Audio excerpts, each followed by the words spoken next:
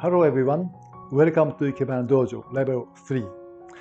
In this session, we are going to learn about how to create pattern using lines. If you can create pattern in your Ikebana work, you will be able to create poetry very soon. We hope you will learn this crucial Ikebana principle in this session. Let's get started.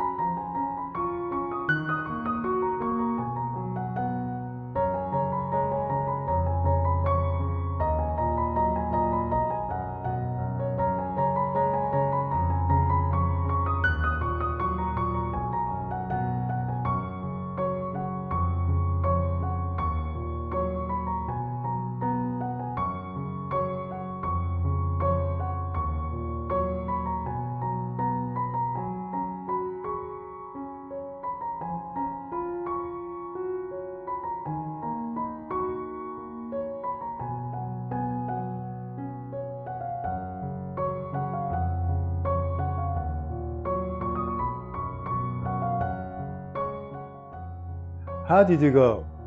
Did you get some ideas to get you started on your own work? See you next time.